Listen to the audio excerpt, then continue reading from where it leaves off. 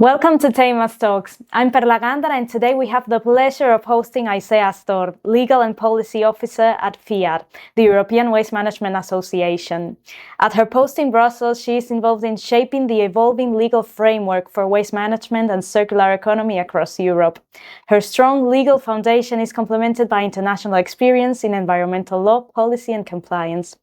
And at TEIMAS Talks, Aizea will share her expertise on the main legal challenges waste management faces in Europe, the evolution of EU circular economy legislation, and some insights for companies aiming to align with the European environmental framework.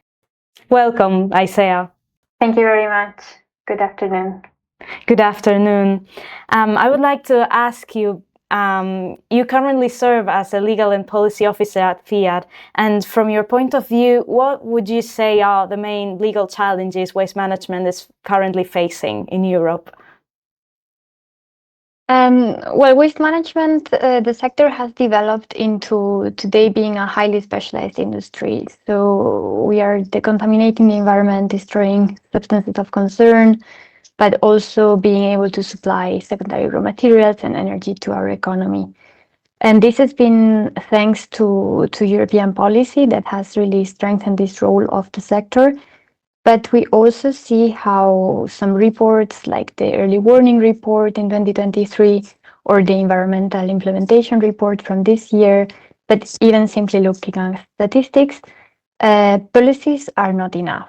So we see good intentions, but not sufficient. And of course, it's difficult to generalize what is the challenge, as it's also strongly dependent on the specific waste flow, for example.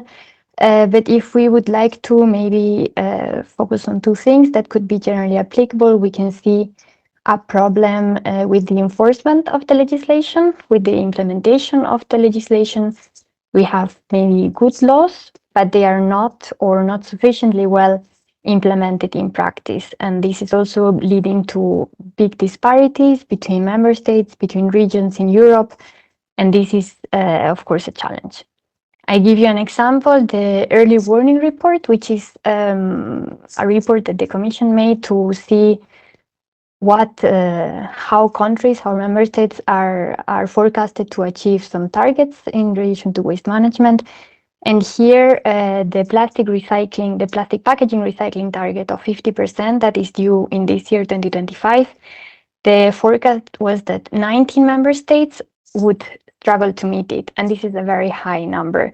So we have an ambitious target, but we are struggling with the implementation. On the other hand, we also see a market issue. Again, it depends on the waste flow. We have especially issues in the plastic market, in the textile market, also in the glass market to some extent, but we are struggling with reincorporating those recyclates into new manufacturing processes.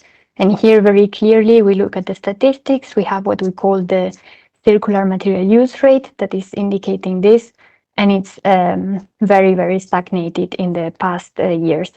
So here we are struggling. And of course, the Commission is trying to address it also with policy. There have been very good progress made in the last years also by trying to shift a bit the focus, shifting from obligations to member states to obligations directly to operators in the market.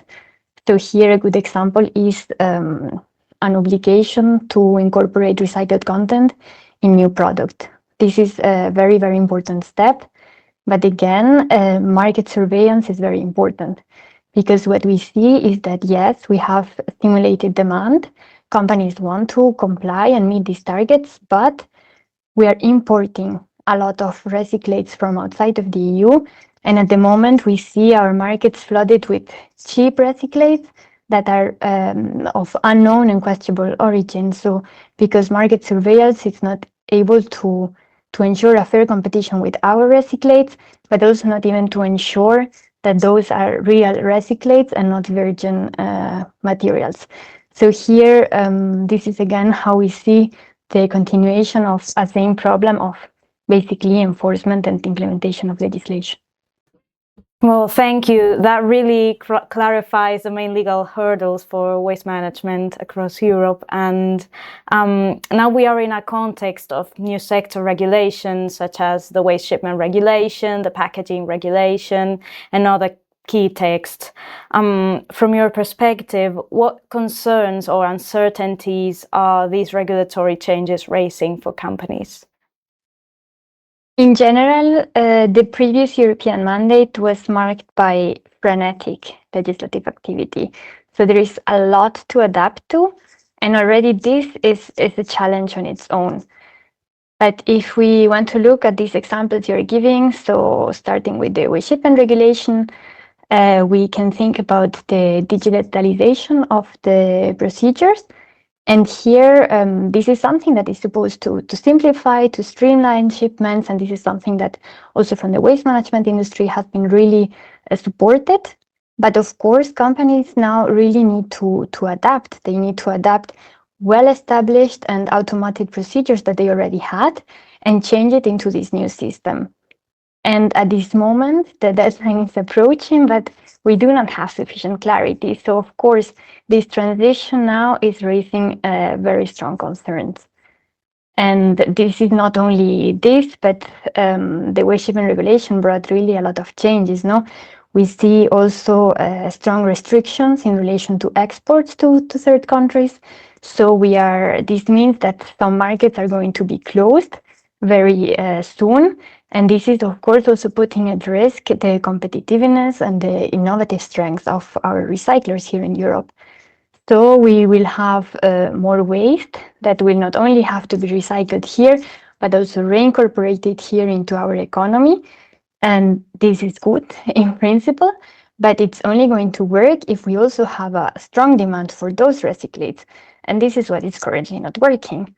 So the priority at this moment is indeed to strengthen this demand for European recyclates to preserve our recycling industry here. And this other legislation you mentioned, like the packaging regulation, but also the eco-design regulation, have gone into the right direction in this sense. So they have focused into reducing waste, strengthening the circular economy, but we do miss the focus on European circularity, meaning European waste recycled in Europe. And here again, I come back to the issue of the import. This is an issue that needs to be solved now as a priority. And beyond compliance, how can environmental compliance become a value driver for large companies? Or what common mistakes do you see in this area? We were very happy to see the communication on the Clean Industrial Deal. It was launched at the beginning of this year. And here the Commission puts it very clearly. So what it's saying is that circularity is the key to maximizing our limited resources, to reducing dependencies, and to enhancing resilience. So circularity is reducing waste, lowering production cost, lowering CO2 emission, and is creating in general more sustainable industrial models, which is not only benefiting the environment, but actually also a driver for European competitiveness. And it's essential that industrial actors really understand this and see circularity not as a burden, a compliance burden, but as an opportunity to drive its own competitiveness. And if we put an example of a company choosing recyclates, choosing recycled materials, choosing maybe energy from waste, is already going to decarbonize its manufacturing process, and it's reducing its dependencies. So here we are also talking about lowering some risk in value chain in a context where now we have geopolitical tensions, but we also come from a COVID crisis where again all this value chain had a big impact.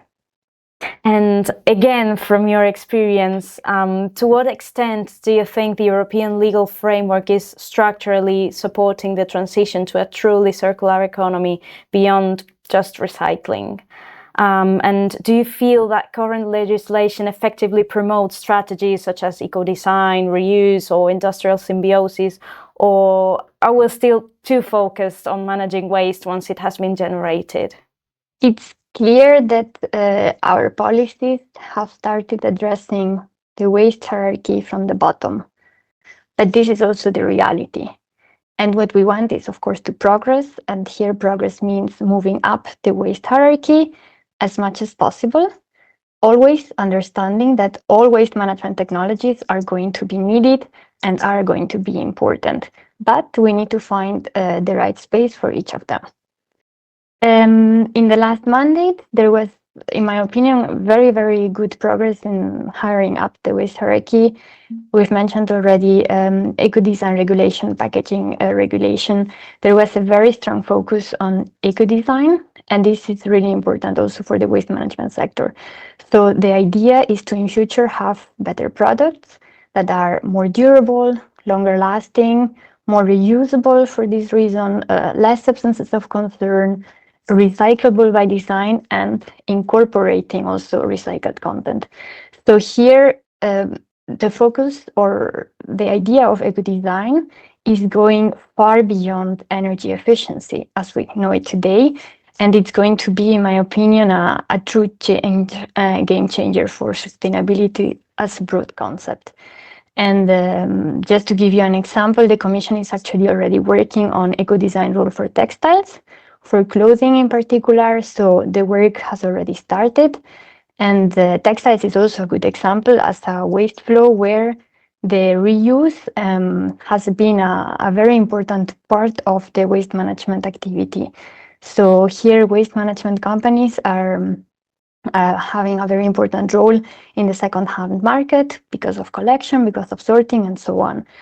And we need to strengthen this, but as we had before the example on plastic, for example, also here we see some issues in the textile post-consumer sector. And we see, for example, that today new items are actually cheaper than second-hand items, that the new items put on the market are of very poor quality with maybe substances of concern that we do not want to reincorporate into our economy. So again, here, eco-design is extremely important and it needs to be the future. That gives us a very practical view on how legislation supports the circular economy. And from your position in Brussels, where do you see waste management in the EU heading over the next 5 to 10 years? Maybe just to pick up from the previous point, eco-design is going to stay. We need to continue developing the rules for all product categories. So this is going to take many years. But maybe a more imminent priority at this moment is going to be a new Circular Economy Act. The Commission is supposed to present it at the end of 2026, but we are already working hard on it. And it's going to be really important and interesting because it's going to look at transversal rules on how to accelerate the circular economy, looking also at the single market. So we are going to look into facilitating free movement of products, of recycled materials, of waste, and so also to stimulate the demand for those recycled materials, but also for circular products in a more broader sense. Those are very interesting points. And to conclude, if you could offer one piece of advice to those leading sustainability in large corporations, what would it be?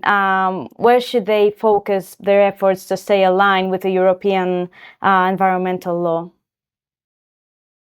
Well, as I said before, I truly believe that circularity is an opportunity for both decarbonization and strategic independence.